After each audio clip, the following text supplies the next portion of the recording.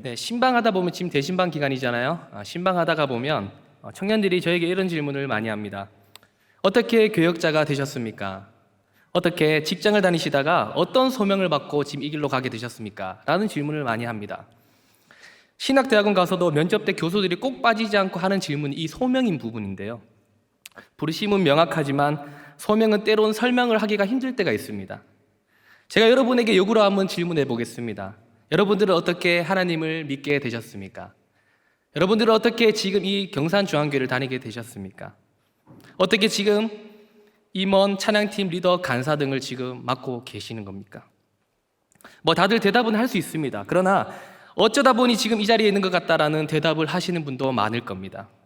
즉 하나님께서 주신 소명과 사명은 명확하게 받았지만 어떨 때는 명확하게 설명하지 못할 때가 있다는 것입니다. 왜냐하면 하나님께서 은혜로 우리를 부르셨고 은혜로 지금까지 인도하고 계시기 때문입니다. 저는 불과 13년 전만 해도 하나님을 제대로 몰랐고 세상 사람들이 더 좋았고 세상 문화가 더 좋았던 사람입니다. 그런데 지금 제가 어디에 있죠? 무엇을 하고 있습니까? 여러분들 앞에서 제가 지금 하나님의 말씀을 전하고 있지 않습니까? 여러분, 모든 것들에는 다 만들어진 이유와 목적이 있습니다. 지금 여기 물컵이 있고 물컵 받침대가 있습니다. 물컵은 물을 마시기 위한 용도로 만들어졌고 물컵 받침대는 물컵을 받치기 위한 용도로 만들어졌습니다. 그런데 만약에 이 물컵 받침대가 물컵을 받치지 않고 따로 혼자 떨어져 있다면 어떻게 되겠습니까? 자기의 역할과 그 다음에 목적을 잃어버리게 되는 것입니다. 그렇다면 우리 인간은 어떻습니까? 하나님께서 인간을 창조하신 목적이 분명하게 있다는 것입니다. 우리를 왜 창조하셨을까요? 잘 먹고 잘 살고 우리 행복하라고 창조하셨을까요? 물론 잘 먹고 잘 살면 좀 부럽다, 맞죠? 그러나 이것이 하나님이 우리를 만드신 창조한 목적은 아닐 것입니다. 우리를 창조한 목적은 다들 아시다시피 우리를 통하여서 영광 받으시기 위함인 것입니다. 우리는 그렇게 창조되었기 때문에 하나님께 영광 올려드리는 삶을 살 때에 기쁨이 넘치고 삶의 의미가 있고 행복한 것입니다.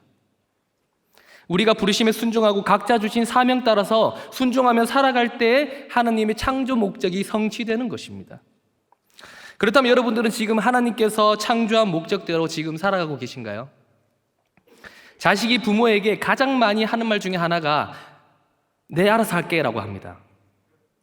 제 아들도 지금 20개월이 되었는데 이제 의사표현을 좀 많이 하거든요. 그래서 해주려고 하면 다 이렇게 해요. 다 하기 싫다는 거죠. 한 대 좀 쥐받고 싶거든요, 어쩔 때는. 근데 하나님이 보시기에도 우리가 창조한 목적대로 살아가지 않고 내 마음대로 살아간다면 하나님께서도 우리를 한번 쥐받고 싶지 않으실까요? 그러나 부모가 자식을 낳았다고 해서 부모 마음대로 자식을 이래라 저래라는 할 수 없습니다. 그저 바른 길로 갈 수 있도록 안내해주고 잘 자랄 수 있도록 도와주고 환경을 마련해주는 것이 참 부모인 것이죠. 하나님도 마찬가지입니다. 우리를 하나님께서 창조하신 분이지만 지극히 인격적인 분이시고 우리에게 자유의지를 주시고 스스로 선택하게 해주시는 분입니다. 하나님이 선과 악을 하나님이 구분해 놓으셨지만 선택은 우리 인간이 하는 것이죠. 즉 하나님은 태초에 청지를 창조하신 뒤에 하나님의 나라를 지금 이 순간에도 이루어가고 계시는데 누굴 통해서 이루어 가시냐는 것입니다.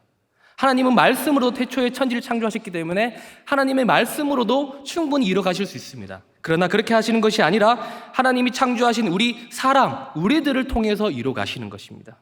자, 그렇다면 하나님은 사람을 통해서 일하신다고 하셨는데 하나님께서는 어떤 사람을 사용하시는지 그리고 그 전에 어떤 준비를 시키시는지 오늘 주신 말씀을 통해 깨닫는 지혜와 은혜가 있기를 축복합니다. 아멘.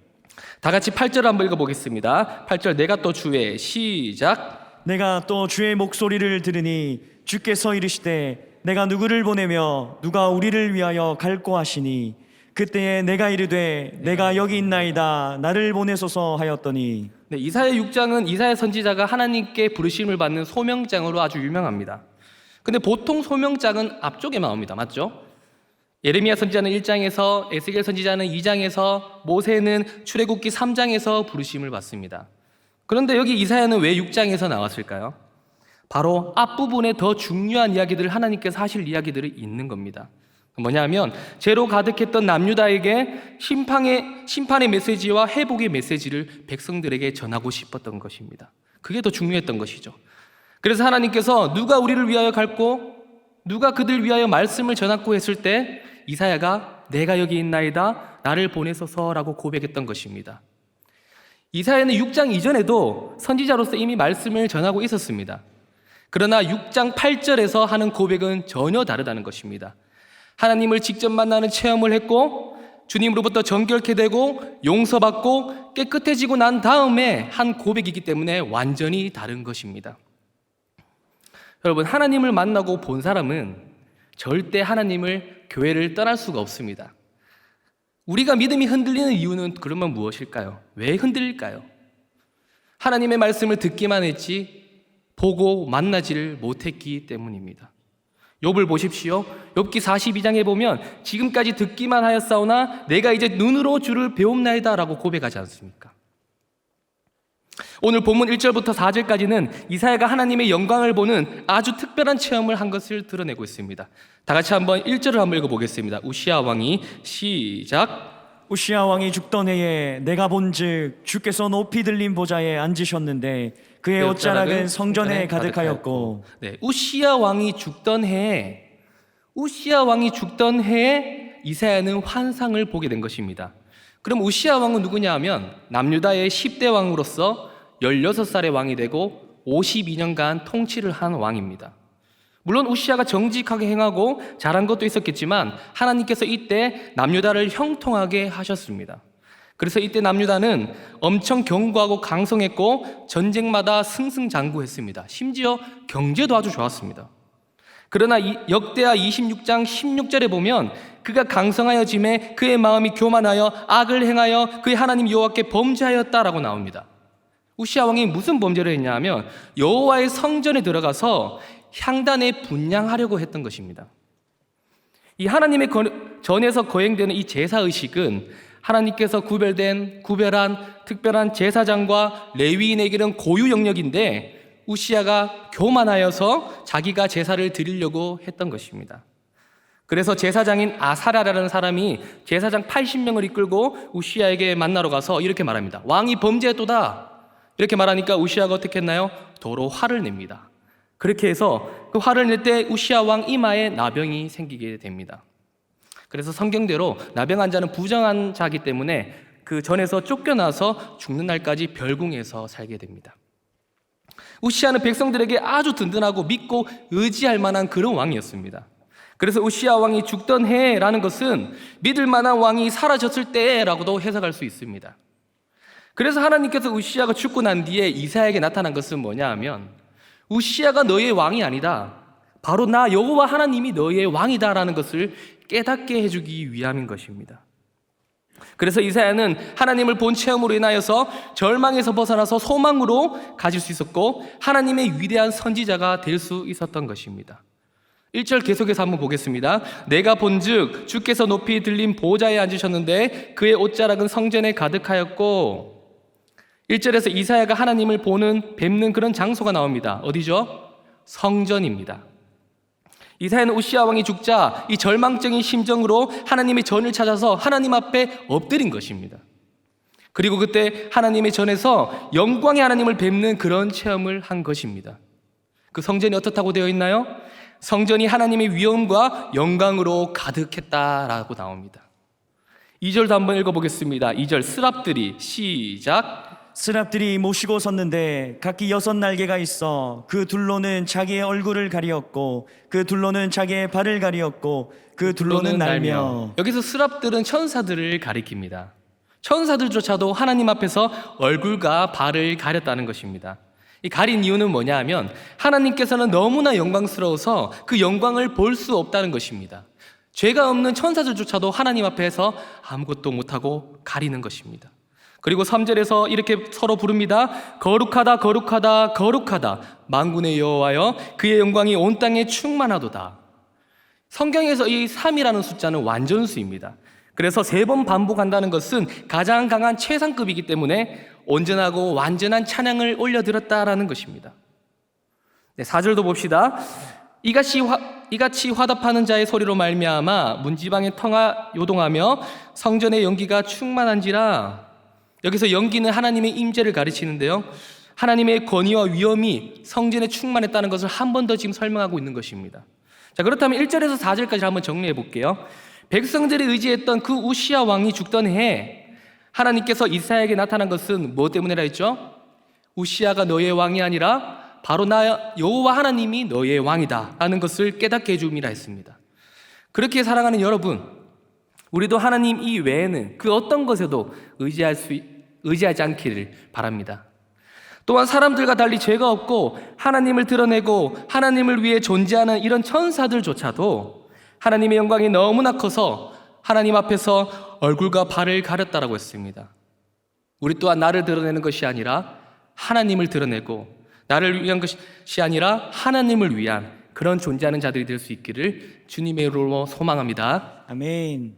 자, 그렇다면 5절부터는 이사야가 하나님을 보고 만난 뒤에 어떻게 변화되는지를 나타내고 있습니다. 자, GBS를 적으시면서 잘 따라오시기를 바랍니다. 자, 첫 번째, 진정한 하나님을 만나면, 자, 따라하겠습니다. 진정한 하나님을 만나면 진정한 하나님을 만나면 회개합니다. 회개합니다. 다 같이 5절을 읽어보겠습니다. 그때 시작. 그때에 내가 말하되 화로다 나여 망하게 되었도다. 나는 입술이 부정한 사람이요 나는 입술이 부정한 백성 중에 거주하면서 만군의 여호와이신 왕을 배웠음이로라 하였더라.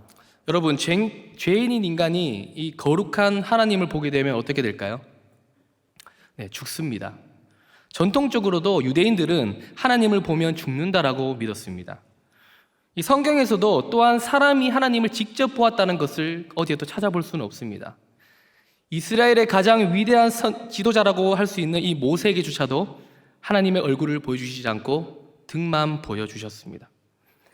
실로 하나님 옆에서 수종드는 이 거룩한 천사들조차도 직접적으로 볼 수 없을 만큼 거룩하신 분이라는 것입니다. 그래서 5절에서 화로다 나여 망하게 되었도다라는 것은 큰일 났다, 나 이제 죽었다, 하나님의 영광이 너무나 거룩하고 크기 때문에 죄인인 나는 이제 죽었구나 라는 것입니다. 주변에 이런 사람들 있지 않습니까? 하나님 어디 있는데? 하나님 나 한번 보여줘봐라, 그러면 믿을게 라는 사람이 있습니다. 그런 사람들에게 전해주십시오. 너 하나님 보면 죽는다 라고 말해주십시오. 거룩한 하나님 앞에서 내 죄가 너무나 초라하고 부끄러워서 죽는다는 것입니다. 그 위대한 하나님 앞에 죄인인 우리가 어떻게 하나님을 볼 수 있다는 말입니까? 여러분, 키 크고 잘생긴 사람 옆에 가면 어떻습니까? 또는 예쁜 사람 옆에 가면 어떻습니까? 초라해지지 않습니까? 작년까지 나름 샬롬에서는 밀리지 않았습니다. 어디서 웃고 있죠 지금? 갈릴리인가요? 근데 이제 작았던 조인신 목사님이 가시고, 작았던 이민년 목사님이 가시고, 이제 키 크고 잘생긴 이회중 목사님이 오고, 그 다음에 최낙현 조사님이 오다 보니까 지금 젊은이 팀에서 제가 키가 제일 작습니다. 그런데 요즘 상욱 목사님하고 친해지고 난 뒤에 제 자존감이 많이 높아졌습니다. 같이 길을 걸으면 괜히 어깨가 막 올라갑니다. 같이 있으면 자존감이 막 높아지다 보니까 요즘 상욱 목사님 옆에 계속 있고 싶습니다. 사랑하는 여러분, 하나님은 너무나 거룩하시기 때문에 우리가 하나님 앞에 설 수 없으니까 하나님께서는 어떻게 하셨나요? 자기를 낮추셔서 인간의 모습으로 이 낮고 낮은 이 땅으로 오셔서 우리를 만나 주신 것 아니겠습니까? 아기 예수님으로 오신 것이죠. 그렇게 해서 우리는 하나님의 영광을 보고도 살아남을 수 있는 것입니다.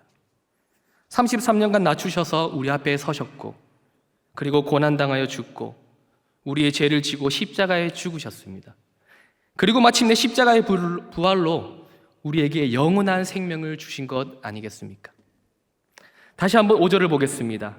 그때 내가 말하되 화로다 나여 망하게 되었도다. 나는 입술이 부정한 사람이요.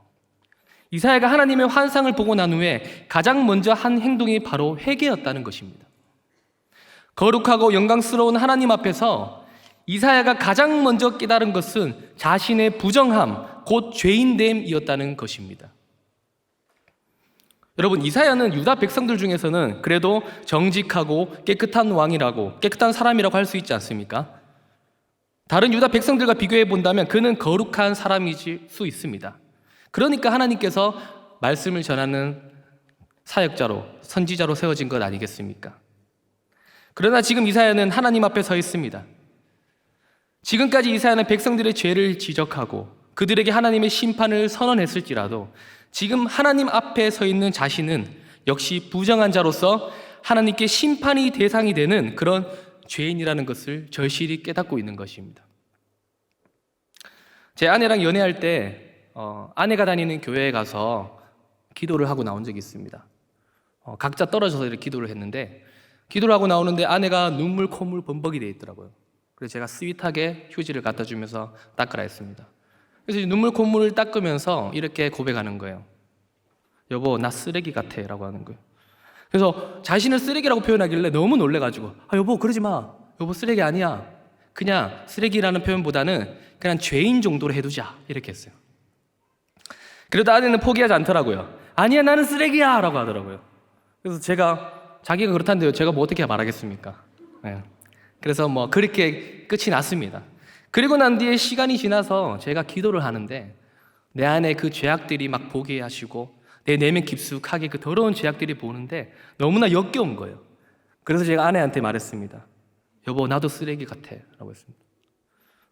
네, 지금 패착끼리 결혼해서 잘 살고 있습니다. 네. 네, 기도해 주시기 바랍니다. 네. 계속해서 좀 살펴보겠습니다. 이사야는 5절에서 또 어떤 회개를 하고 있나요? 나는 입술이 부정한 사람이다 라고 회개하고 있습니다. 여러분 이 특히 입술의 부정함이라는 것은 뭐냐 하면 이 입술을 통해서 나오는 죄가 이 모든 죄를 다 대표하고 있기 때문입니다. 마태복음 15장 18절을 보십시오. 입에서 나오는 것들은 마음에서 나오나니 이것이야말로 사람을 더럽게 하느니라 라고 하였습니다. 그리고 야고보서 3장 2절에서는 우리가 다 실수가 많으니 만일 말에 실수가 없는 자라면 곧 온전한 사람이다 라고 말했습니다. 5절 끝에 보십시오. 또 어떤 회개를 하나요? 나는 입술이 부정한 백성 중에 거주하면서 라고 나옵니다. 이것은 무슨 뜻이냐면 내가 부정한 입술을 가진 이 백성들과 함께 살면서 그들의 죄악과 함께 나의 죄가 깊이 오염됐다는 것을 말하고 있습니다. 그것을 깨닫게 된 것이죠. 사랑하는 여러분, 그렇게 우리가 사람들과 함께 모여서 입술로 누군가를 정죄하는 그런 죄를 지을 때 나도 모르게 깊이 죄로 오염될 수 있다는 것을 꼭 기억하시길 바랍니다. 또한 만군의 여호와 앞에서 자신의 죄인됨을 깨닫고 진심으로 회개할 수 있는 우리 모두가 될 수 있기를 소망합니다. 자, 첫 번째는 진정한 하나님을 만나면 회개한다라고 했습니다. 그렇다면 회개하고 나면 어떻게 되냐는 것입니다. 자, 두 번째 따라하겠습니다. 회개하면 다시 회개하면 하나님께서 용서해 주신다. 하나님께서 용서해 주신다. 다 같이 6절 7절 읽어보겠습니다. 그때 시작. 그때에 그 스랍 중에 하나가 부젓가락으로 제단에서 집은 바 핀 숯을 손에 가지고 내게로 날아와서 그것을 내 입술에 대며 이르되 보라 이것이 내 입에 닿았으니 내 악이 제하여졌고 내 죄가 사하여졌느니라 하더라. 네, 6, 7절은 자신이 죄인이라는 것을 회개하는 이사야에게 나타나는 지금 결과를 기록하고 있습니다. 하나님께서 천사를 통해 이 제단에 있는 핀 숯을 가져다가 이사야의 입에 대고 너의 죄가 사하여졌다라고 지금 선언하신 것입니다. 여기서 이 핀 숯이라는 단어에 조금 집중해 볼 텐데요. 이 핀 숯은 성경 어디에서도 안 나오고 여기서만 나오는 아주 특별한 단어입니다. 이 핀 숯은 활활 타고 있는 불을 가리키는데요. 그래서 천사가 하나님의 제단에 있는 활활 타오르는 불을 가져다가 이사야의 입에 댐으로 말미암아 그의 입술의 부정함이 제거되었다는 그런 상징적으로 표현하고 있는 것입니다. 그런데 이사야의 입에 댄 이 핀숯을 어디에서 집었다라고 합니까? 네, 제단입니다. 하나님의 제단에서 핀숯을 집었다는 것은 무슨 뜻이냐면 인간의 죄를 제거하고 사하는 것은 오직 하나님께 속한 일이다라는 것입니다. 그렇죠? 인간의 죄는 오직 하나님의 사함을 통해서만 제거되는 것입니다. 아무리 인간이 스스로 죄를 씻겠다고 발버둥 치고 노력한다 할지라도 절대 자기의 죄를 씻을 수는 없습니다. 우리가 아무리 수행을 하고 아무리 선을 베푼다 할지라도 인간은 죄로부터 자유롭지 못한다는 것입니다. 왜냐하면 죄는 인간 스스로는 제거할 수 없는 성질이기 때문입니다. 내가 어떤 사람에게 잘못을 했다라고 해봅시다. 그 상처받은 사람이 그 잘못을 용서해 주어야만 죄가 씻겨지게 되는 거 아니겠습니까? 여기 대해서 동의하십니까? 자, 그런데 최근에 인기 있는 더 글로리라는 드라마를 보셨는지 모르겠지만 저는 봤는데요. 거기서는 어떻게 나옵니까? 학창 시절에 심한 학폭으로 상처를 입은 이 송혜교가 이제 커서 그 가해자 중에 한 사람을 찾아가게 되죠. 근데 참 안타깝게도 이 가해자는 교회를 다니는 목사님 딸로 나옵니다. 자, 그 가해자는 송혜교에게 이렇게 말합니다. 나 너한테 한 짓 다 회개하고 하나님께 구원받았어. 그러니까 송혜교가 이렇게 말합니다. 이번에 온비 역할하고 난 뒤에 연기에 좀 욕심이 생기는데 한번 해볼게요. 하지 말라고요? 응, 죽으면 천국 가. 사는 날 동안은 지옥일 테니까. 이렇게 말해요. 네, 안 하길 그랬어요. 네. 사랑하는 여러분, 우리가 죄를 지어놓고 회개하면 끝인가요? 아닙니다. 회개도 중요하지만 그 사람의 용서의 선언도 중요한 것입니다. 마찬가지로 우리가 하나님 앞에 지은 죄는 하나님의 용서를 통해서만 제거될 수 있다는 것입니다. 아담이 지은 원죄, 우리가 살면서 짓는 그런 자범죄 등 그 누구도 아닌 하나님에게만 용서를 받아야 한다는 것입니다. 사랑하는 여러분, 하나님께서 우리에게 그 죄를 제거하는 조건이 한 가지 주셨는데요. 그 조건은 단 한 가지밖에 없습니다. 그것은 죄인인 나를 대신하여서 죽으신 그 예수 그리스도의 피를 의지하여서 자신의 죄인됨을 하나님 앞에 회개하는 자를 용서해 주신다는 것입니다. 그러므로 예수 그리스도의 피를 의지하는 회개만이 유일하게 우리의 죄를 사함받는 길이라는 것을 모두 기억하시기를 바랍니다. 우리의 죄를 회개하면 성령의 불로써 우리 안에 있는 그 더러운 죄를 태워서 깨끗하게 제거해 주신다는 것을 믿으시기를 바랍니다. 아멘.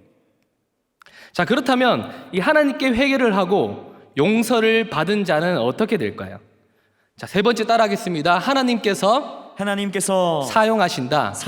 한 번 더 하나님께서 사용하신다. 사용하신다. 다 같이 8절을 한번 읽어보겠습니다. 내가 또 주의 8절 시작. 내가 또 주의 목소리를 들으니 주께서 이르시되 내가 누구를 보내며 누가 우리를 위하여 갈고 하시니 그때에 내가 이르되 내가 여기 있나이다 나를 보내소서 하였더니. 네, 저는 이 8절의 말씀을 전하기 위해서 이 본문을 선택했습니다. 그런데 여러분, 이 8절만 딱 잘라서 설교는 할 수 없습니다. 왜냐하면 하나님께서는 1절부터 7절까지 준비를 반드시 시키기 때문입니다. 그리고 그 준비된 자만을 사용하시기 때문입니다. 진정한 하나님을 만나고 죄에 대해서 회개하고 하나님께 죄 용서를 받는 그 준비 과정이 반드시 필요하다는 것입니다. 그리고 하나님은 준비시켰다 할지라도 그 사람을 강제로 보내진 않습니다. 내가 누구를 보냈고 누가 나를 위하여 갈고? 라고 질문하시는 분이십니다. 물으시는 것입니다. 그러나 이런 준비된 자들만이 회개를 통하여서 하나님께 용서를 받은 자만이 주여 내가 여기 있나이다 나를 보내주소서라고 고백할 수 있는 것이에요. 여러분, 참된 신앙은 자원하는 신앙입니다. 여기 많은 청년들이 있는데 하나님께서 내가 누구를 보냈고 누가 나를 위하여서 갈 거라고 했을 때 주여 내가 여기 있나이다 나를 보내주소서라고 이렇게 외칠 수 있는 많은 청년들이 있었으면 좋겠습니다. 그러나 하나님은 우리를 보내시고는 너 알아서 가봐 라고 이렇게 또 하지는 않습니다. 반드시 동력자를 붙여주시는데요. 모세 보십시오. 말 못한다 했을 때 말 잘하는 형을 붙여주지 않습니까? 그렇기 때문에 우리는 뭐 때문에 못한다 이런 고백을 하지 않았으면 좋겠습니다. 그거는 겸손이 아니라 내 안에 있는 성령 하나님을 무시하는 것입니다. 기드온 보십시오. 300명의 용사를 붙여주시고는 함께 싸워주셨지 않습니까? 다윗 보십시오. 골리앗과 같이 우리 앞에 두려운 존재와 상황이 마주한다 할지라도 반드시 승리하게 해주신다는 것입니다. 또한 우리가 부르심을 따라서 나아가다가 보면 힘들 때도 있습니다. 괜찮아요. 작년에 제가 딱 이맘때쯤에 엘리야 설교했던 것이 혹시 기억나십니까? 바알의 선지자들 450명과 영적 전쟁에서 승리하고도 이 이세벨이 죽여버리겠다는 그 한마디에 그만 힘을 잃고 로뎀나무에 피신하지 않습니까? 그곳에서 하나님은 어떻게 엘리야를 도우고 인도하셨습니까? 잠을 통하여서 양식을 통하여서 힘을 주시고 그리고 일어나게 하신 후에 같이 걸어가 주셨습니다. 그리고 남은 사명을 잘 감당하게 해주셨습니다. 사랑하는 여러분, 하나님께서 우리를 부르신 이유는 나의 죄를 회개시키기 위함이고 용서를 통해서 죄를 깨끗하게 하기 위함입니다. 그렇게 깨끗하게 하고 난 뒤에 우리를 어떻게 하실까요? 우리를 더러운 곳에 보내십니다. 수치스러운 곳에 보내십니다. 가고 싶지 않은 곳에 우리를 보내십니다. 그곳만은 피하고 싶은데 그곳은 가기 싫은데 기꺼이 그곳으로 보내십니다. 그것이 바로 소명의 자리입니다. 내가 왜 이 가정에 태어났는지, 내가 왜 이곳에 있는지, 내가 왜 이 학교에 직장에 다니는지 모르시겠나요? 나를 왜 리더로 세우셨는지, 나를 왜 임원 찬양팀 간사로 세우셨는지 잘 모르시겠나요? 하나님께서 나를 통해 분명히 하실 일들이 있을 것입니다. 그곳에서 하나님의 소명을 발견할 수 있기를 소망합니다. 아멘. 여러분, 물질도 마찬가지입니다. 하나님은 내가 하겠나이다 하는 사람들을 들어 쓰십니다. 여러분, 물질이든 뭐든 감동이 오는 대로 한번 해보십시오. 가슴이 쿵쾅쿵쾅 뛴다? 그러면 한번 해보십시오. 이렇게 예배당 자리에 앉았는데 몇 주째 계속 뭔가 그것이 생각난다? 그거 한번 해보십시오. 하나님께서 주신 감동일 수 있습니다. 제가 20대 청년 때 경험한 일인데요. 믿음 좋은 친한 누나가 2년간 단기 선교로 떠났습니다. 교회에 와서 기도를 하는데 그 누나가 계속 생각이 나고 하나님께서 뭔가 물질의 후원을 했으면 좋겠다는 마음이 들더라고요. 하나님 10만 원 할까요? 감동이 안 와요. 20만 원 할까요? 감동이 안 와요. 30만 원 할까요? 하니까 감동이 오더라고요. 30만 원 해야겠다 싶은데 제가 학생이다 보니까 돈이 없어요. 하고 싶었지만 못한 마음으로 마음을 이제 없애고 그렇게 지냈습니다. 근데 그 다음 주에 예배당 저는 항상 앞자리에 앉았는데 계속 30만 원 보내주라는 마음이 생기는 거예요. 그리고 안 했어요. 그 다음 주 갔는데 또 그 마음이 생기고 3주째 그 마음이 생겨서 알겠습니다 하나님 하겠습니다 하고 집에 가서 저금통을 뜯으니까 거의 30만 원 비슷하게 나오더라고요. 그래서 그 돈으로 제가 선교사인 그 누나에게 보냈더니 그 누나가 이렇게 말하더라고요. 그 한 주 전에 자기보다 더 힘든 선교사님이 있어서 15만 원을 도와주고 자기는 지금 힘들게 살아가고 있었는데 마침 저를 통하여서 그 2배의 축복을 하나님께서 주시는 것을 보고 너무나 감사하다라고 하더라고요. 그때 하나님께서 저를 물질 후원자로 이렇게 사용하신 것이죠.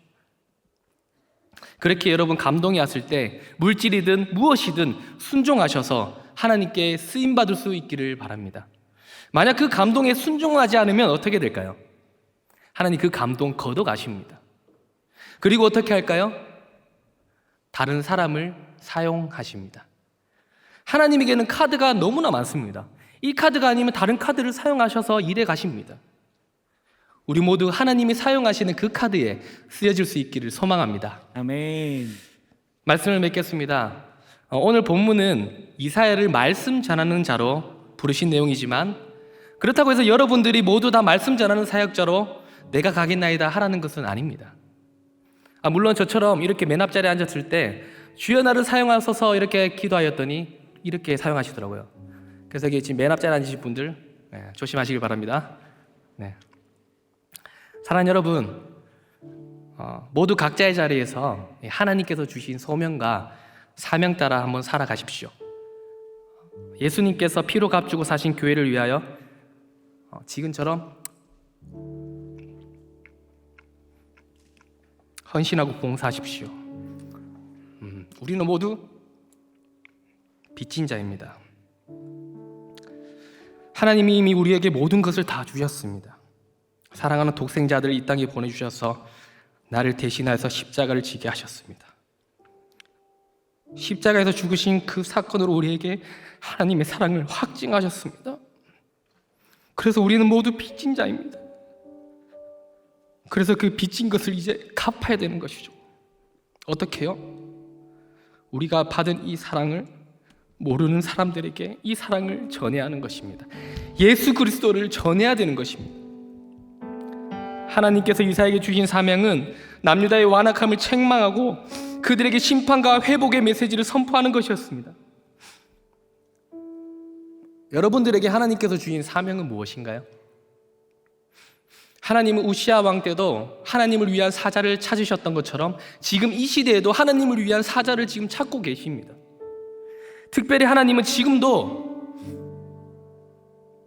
내가 누구를 보내며 누가 나를 위하여 갈 거라고 이렇게 찾고 물으시고 계십니다. 우리는 이 하나님의 음성을 듣고 주여 내가 가겠나이다 나를 보내주소서 라고 고백할 수 있는 우리 갈릴리와 샬롬 청년부가 될 수 있기를 주님의 이름으로 소망합니다.